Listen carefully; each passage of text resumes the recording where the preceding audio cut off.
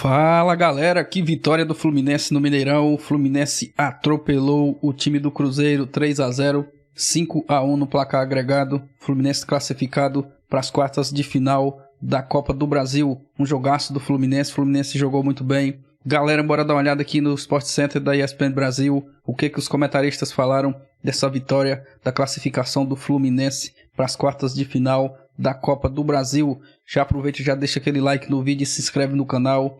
Créditos e direitos autorais, a ESPN Brasil, Grupo Disney. Link do canal da ESPN na descrição, como créditos ao vídeo. Bora falar de outro jogo. A gente agora mergulha no duelo do Mineirão, Cruzeiro e Fluminense. Fluminense fez 3-0, os 3 gols na segunda etapa. Vou aqui acompanhar os gols, vamos lá. Esse foi o primeiro gol. Arias tabelou com o Herman Cano, bateu por cima do goleiro Rafael Cabral. Belo gol do Arias, que aliás vem jogando muito bem no Fluminense. O segundo gol foi marcado pelo Martinelli, limpou... ele limpa o marcador e acha quem? Herman Cano, olha o homem aí. Faz o gol, comemora, 2-0 Flu. Primeiro jogo tinha sido 2-1 no Rio de Janeiro para o Flu, hoje um 3-0. A gente vai falar desse jogo, porque o primeiro tempo foi muito interessante mesmo. O Cruzeiro jogou muito bem na primeira etapa, depois não aguentou o Fluminense. E aí, no fim, um belo gol do Natan. 3-0, 5-1 no agregado. Que boa fase do Fluminense, comandado pelo Fernando Diniz.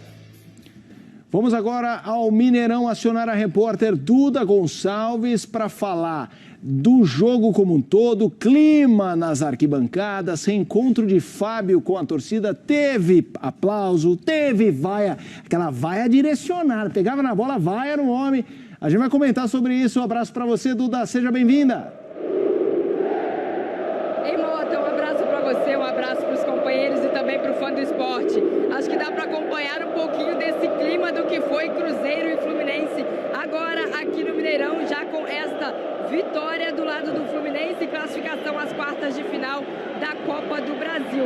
Teve Fábio sendo ovacionado pela torcida no início e no final do jogo, mas durante a partida o Fábio recebeu muitas vaias toda hora que tocava na bola para cobrar o tiro de meta do lado do Fluminense.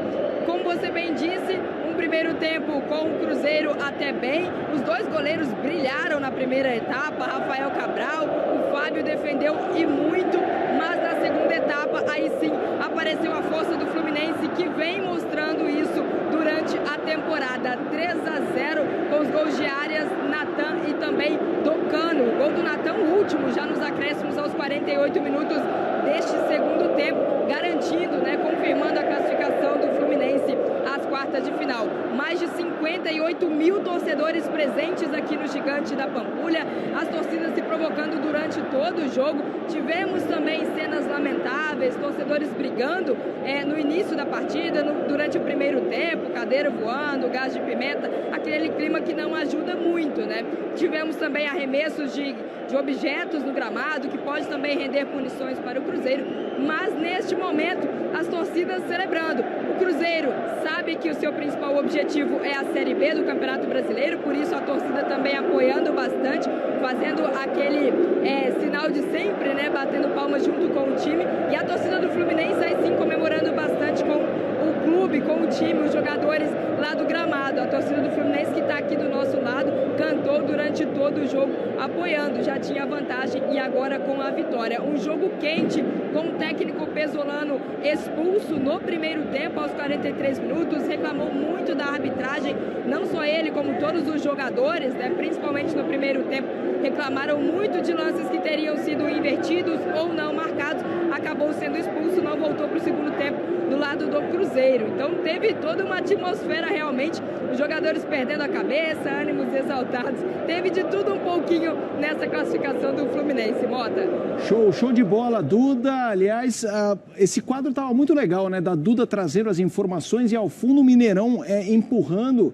A Duda já volta no Mineirão com detalhes, as entrevistas coletivas, a zona mista. Eu vou aqui tabelar com o Elton mais uma vez. Elton, já vamos falar dessa questão do Cruzeiro, que para mim é esse clique que é fundamental em times gigantes que vivem fases ruins, que vão para a Série B e tudo mais.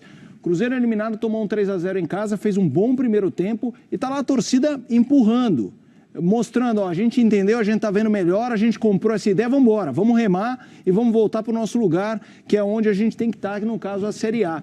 Mas falando do jogo, é essa dinâmica, Elton, de um primeiro tempo, eu confesso que eu fiquei muito bem impressionado com o primeiro tempo do Cruzeiro, intensidade, é difícil você jogar tendo posse de bola, criando contra um time do Diniz. Geralmente quem faz isso é o time do Diniz, ganhando ou perdendo. Mas aí na segunda etapa parece que faltou aquele algo a mais para conseguir realmente segurar o Fluminense por 90 minutos. Por 45 eles conseguiram. O Cruzeiro teve algumas adversidades ainda na partida, né? Teve a lesão do William Oliveira, acabou saindo logo no início da partida. O Pesolano acabou sendo expulso também no primeiro tempo, assistiu o restante da partida da arquibancada. O auxiliar que ficou ali no banco de reservas. Então foi um Cruzeiro que tentou ali se equilibrar emocionalmente num jogo que foi muito intenso, né? De fato começou agredindo o Fluminense, incomodando muito o goleiro Fábio, tendo posse de bola no campo de ataque, um 3-4-3 ali de muita movimentação, né, dos seus 3 jogadores de frente, né, o Vitor Leque caindo também por um lado, puxando um pouco mais a marcação, né, fazendo o Edu flutuar também, o Cruzeiro tentando abrir espaço na defesa do Fluminense. O Fluminense depois dos 20 minutos passou a equilibrar o seu time e equilibrar o jogo, né, e aí o Diniz entrou no jogo que o Fluminense está acostumado a fazer. E aí, com um jogo um pouco mais equilibrado, o Cruzeiro não conseguiu mais entrar na defesa do Fluminense. O Fluminense com muito mais posse de bola, né? Quase 65%.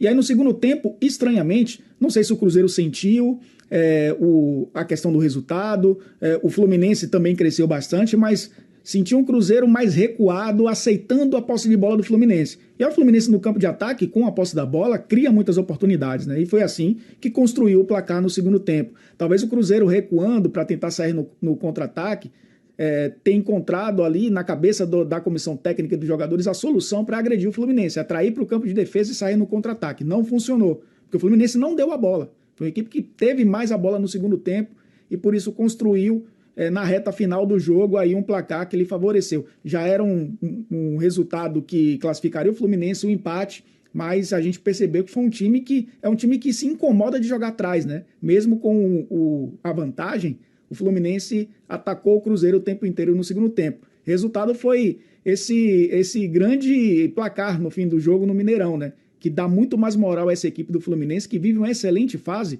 e a gente não pode hoje descartar o Fluminense das equipes que jogam o melhor futebol no Brasil. É um time que conseguiu consistência no Campeonato Brasileiro e já se colocou ali no hall dos 8 melhores da Copa do Brasil. Em mata-mata, a gente sabe que as possibilidades de chegar longe são muito maiores do que em pontos corridos. Mas a gente vê um Fluminense muito bem nas duas frentes.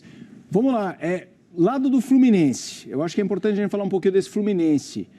O que você... Em que prateleira você coloca esse Fluminense do Diniz? Muito bem no Brasileiro, bem na Copa do Brasil, jogando de igual para igual, não importa com o time. A gente sabe que o Diniz, e isso ele fazia já em times mais frágeis. Ele joga do jeito dele, com as convicções dele, goste ou não. Onde você coloca esse Fluminense no sentido de prateleira do futebol brasileiro? Eu acho, Felipe, que hoje o Fluminense pode se colocar para brigar entre os 4 primeiros colocados do Campeonato Brasileiro. A gente lembra que o Diniz fez um trabalho parecido no São Paulo, chegou a liderar o Campeonato Brasileiro, teve uma queda de rendimento e talvez a gente fique com o pé atrás com relação ao trabalho dele, né? Se ele vai conseguir manter a intensidade e a consistência até o fim num campeonato de pontos corridos. Mas a gente, pelo futebol aplicado pelo Fluminense, até por um elenco que, por mais que tenha perdido algumas peças até importantes, consegue manter esse equilíbrio, entendeu muito bem o jogo do Diniz, ter a bola desgasta menos. É claro que o time precisa ter uma intensidade quando perde a bola, precisa ter uma intensidade quando sai num contra-ataque, mas ao mesmo tempo, quando você tem um time que é compacto e consegue tocar a bola muito bem, o desgaste é menor, o desgaste é do adversário, que vai ter que correr atrás da bola. Então o Fluminense consegue dosar isso nesse momento da temporada. Não seria uma loucura pensar que o Fluminense hoje briga para ficar entre os 4 primeiros colocados do Campeonato Brasileiro. Disputa de título já é uma outra história, né? Disputa de título vai depender das janelas, disputa de título vai depender de quem foi eliminado na Libertadores e se concentrar no Campeonato Brasileiro, ou de quem avançar na Libertadores e usar talvez o Brasileiro como uma segunda competição. A própria Copa do Brasil pode influenciar também no planejamento dos clubes, mas acho que hoje o Fluminense pode sim olhar para a tabela do Campeonato Brasileiro e se ver disputando uma vaga na fase de grupos da Libertadores direto pelo Campeonato Brasileiro. Copa do Brasil dá para sonhar para chegar na final. É como eu falei, é mata-mata. E ainda haverá o sorteio para as quartas de final, né? O Fluminense ainda não sabe quem irá enfrentar na próxima fase. Então, dá para sonhar chegar muito mais longe numa competição de mata-mata.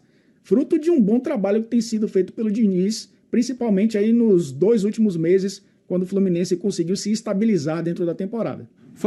Muito bem, galera, esse foi o vídeo. Deixa sua opinião aqui abaixo nos comentários. O que você achou do jogo do Fluminense? Comenta aqui abaixo. O Cruzeiro que começou jogando melhor no Mineirão, marcando bem o time do Fluminense, marcação, pressão.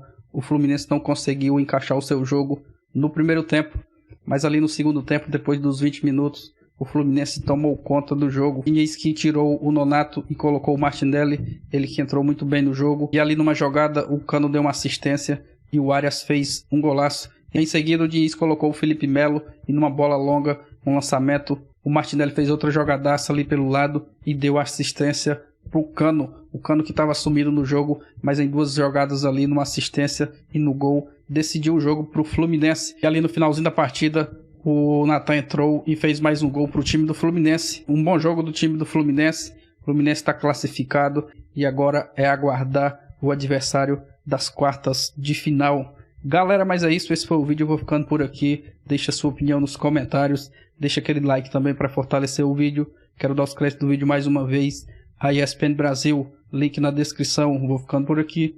Obrigado por assistir. Valeu e até a próxima, galera.